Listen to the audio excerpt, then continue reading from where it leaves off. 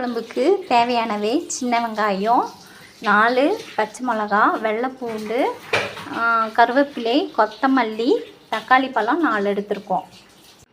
வெங்காயத்தை நம்ம இப்படி இடித்து குழம்பு வச்சா சூப்பராக இருக்கும். கிராமத்து ஸ்டைலில் இந்த வெங்காயத்தை இப்படி இடித்து வச்சோம்னா அந்த சாரெல்லாம் நல்லா இறங்கிடும்.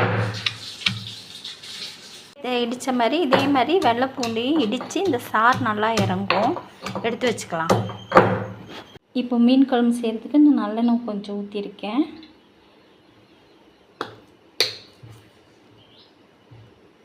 கொஞ்சம் கடுகு சேர்த்துக்கலாம். வெந்தயம் கொஞ்சம் சேர்த்துக்கிறேன். கொஞ்சம் சின்ன ஜீரகம்,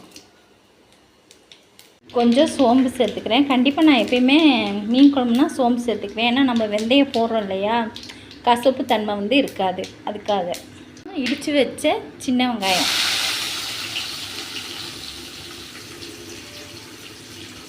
இடித்து வச்ச சின்ன வெங்காயம் சேர்த்துருக்கேன். இப்போது அடுத்து வெள்ளைப்பூடி இடித்து வச்சுருக்கோம் பார்த்தீங்களா, அதை சேர்த்துக்கலாம்.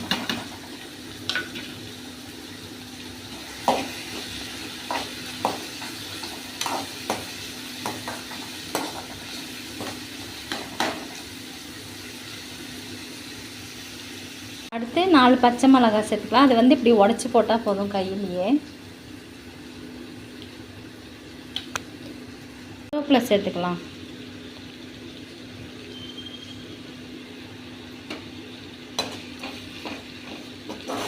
நல்லா வாசமாக இருக்குது பாருங்கள். இப்படி வதக்கும் போதே நல்லா வதங்கி வரணும்.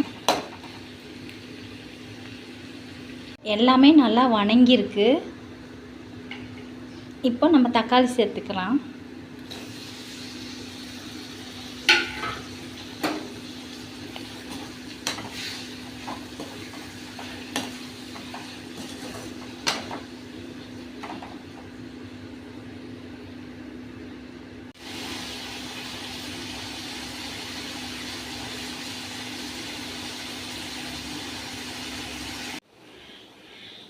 இப்போது கொஞ்சம் மஞ்சள்தூள் சேர்த்துக்கிறேன். அப்போ தான் பார்க்குறதுக்கு கொஞ்சம் கலர்ஃபுல்லாக இருக்கும். நல்லா கலர் கிடைக்கும்.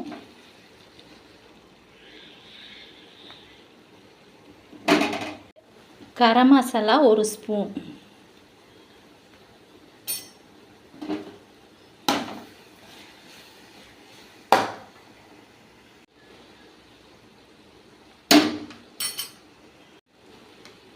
மிளகாத்தூள் 2 ஸ்பூன் சேர்த்துருக்கேன்.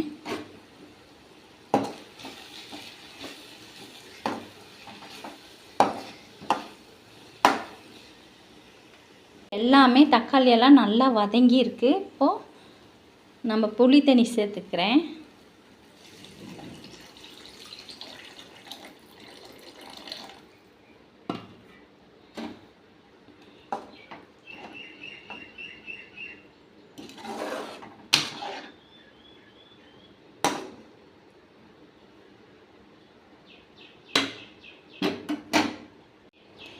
தேவையான அளவு உப்பு சேர்த்துக்கிறேன்.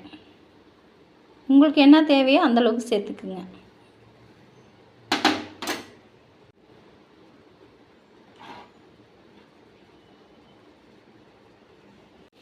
இப்போது தண்ணி சேர்த்துக்கிறேன்.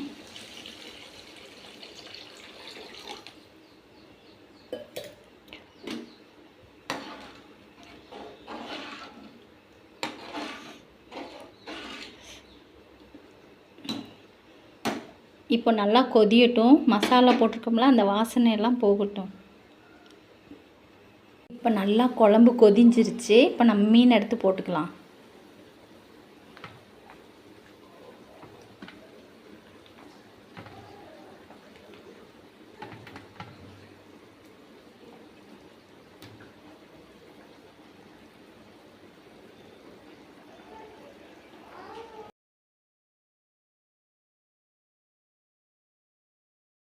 பாருங்கள் எப்படி இருக்குன்னு. சூப்பராக இருக்கா?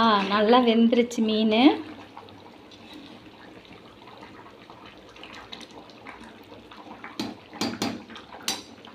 இப்போ அப்படியே கொத்தமல்லி தூவிக்கலாம்.